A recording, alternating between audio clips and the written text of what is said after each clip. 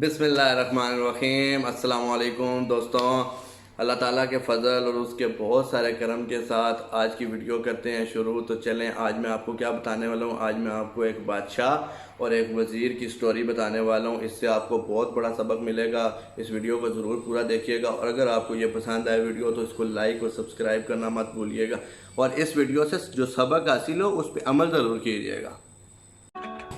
Welcome back. تو guys ہوتا ہے ایسے ہے کہ ایک بادشاہ ہوتا ہے اور اس کے پاس ایک آدمی آ جاتا ہے اور وہ اس سے کہتا ہے کہ میں بے روزگار ہوں، میں جاب لیس ہوں، تو مجھے جاب چاہیے۔ تو بادشاہ سلامت کہتا ہے کہ تمہارے پاس ہے کیا، میں تمہیں کیوں رکھ لوں اپنی جاب کے اوپر، تو تمہیں میں کیا جاب دے دوں؟ تو وہ کہتا ہے کہ میں سیاسی ہوں۔ تو سیاسی عربی زبان میں فہم و مفہوم والوں کو کہتے ہیں، جو کہ ایک تجزیہ کر سکتے ہیں کہ کسی بھی چیز کے بارے میں کہ یہ کیسی ہے۔ تو اس وقت بادشاہ سلامت کا جو استبل ہوتا ہے گھوڑوں کا، اس جگہ پہ اس کے پاس ایک جگہ خالی ہوتی ہے، تو وہ اس آدمی کو بولتا ہے کہ ٹھیک ہے، آپ اس جگہ چلے جاؤ، اور 1 مہینے کے بعد جو ہے آپ نے دوبارہ میرے پاس آنا ہے، اور اس وقت میں آپ سے جو میرا سب سے پسندیدہ گھوڑا ہے اس کے بارے میں پوچھوں گا۔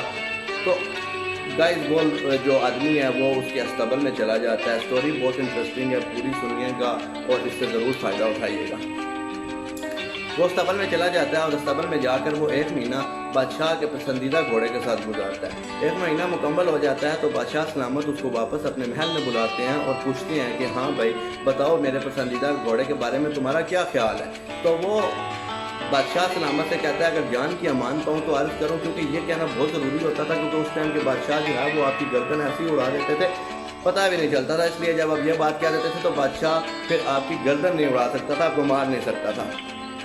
تو اس نے کہا عرض کرے، تو اس نے کہا بادشاہ سلامت گھوڑا آپ کا ضرور پسندیدہ ہے لیکن نسلی نہیں ہے۔ تو بادشاہ بہت غصے میں آ جاتا ہے اور بادشاہ کہتا ہے کہ جس سے میں نے یہ گھوڑا خریدا تھا اس کو بلاؤ۔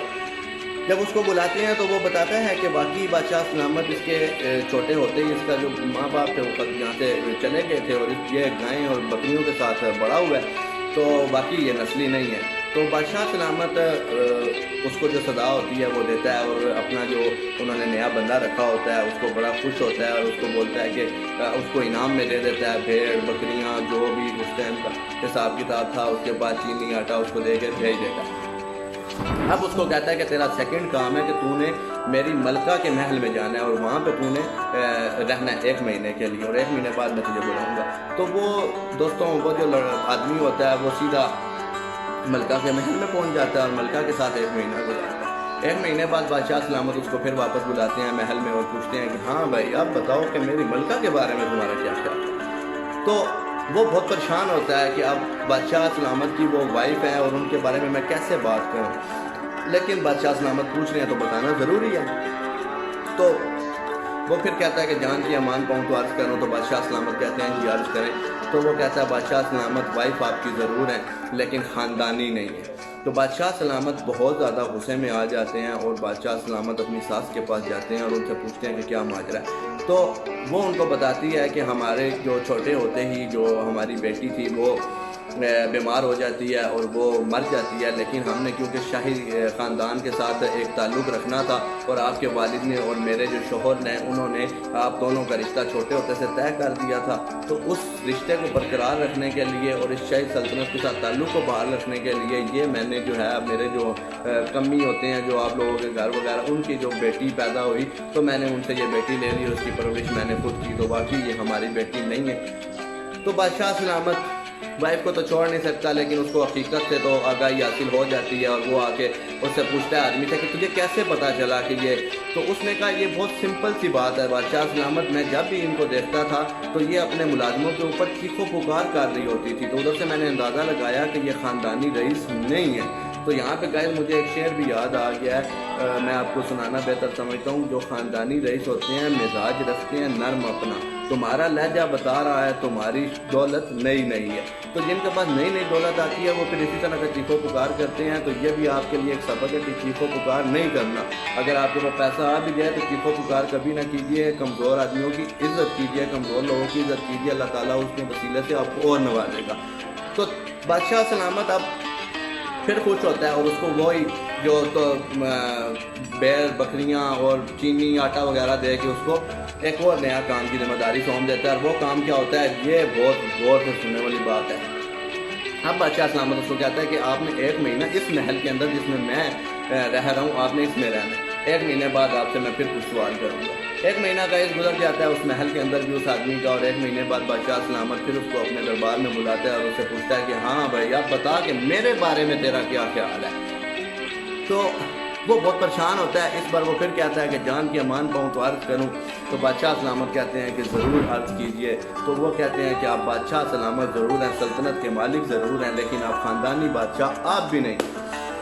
بادشاہ کو غصہ تو چڑھتا ہے، لیکن اس کو کیونکہ پہلے بھی اس پہ اعتبار ہو چکا ہوتا ہے کہ ہاں بھی اس نے 2 باتیں مجھے پہلے صحیح بتائی ہیں، تو اب وہ اپنی ماں کے پاس جاتا ہے اور اپنی ماں سے سارا ماجرا پوچھتا ہے۔ تو اس کی ماں کہتی ہے کہ بیٹا بالکل بات ٹھیک ہے، جب تو بڑا ہو رہا تھا تو تیرے باپ تجھے شکار کے، میرے اصل جو بیٹا ہے اس کو شکار پہ لے کر گیا اپنے ساتھ، تو وہاں پر جنگلی جانوروں نے ہمارے بیٹے کو کھا لیا، تو ہمارے پاس اس شاہی سلطنت کو برقرار تو ہم نے رکھنا تھا، اس کا کوئی وارث تو ہمیں چاہیے تھا۔ تو اس وقت ہمارے کسان کی یہاں ایک بیٹا پیدا ہوا، تو جو میرے شوہر تھے انہوں نے وہ بیٹا تمہیں اٹھا کے گھر لے آئے، ان کو کہا کہ میں اس کو پالوں گا پوسوں گا بڑا کروں گا، یہ ذمہ دار کا بیٹا ہے اور بڑا ہو کے یہ سلطنت کو قائم رکھے گا اور سنبھالے گا اور میرے بعد وارث بنے گا۔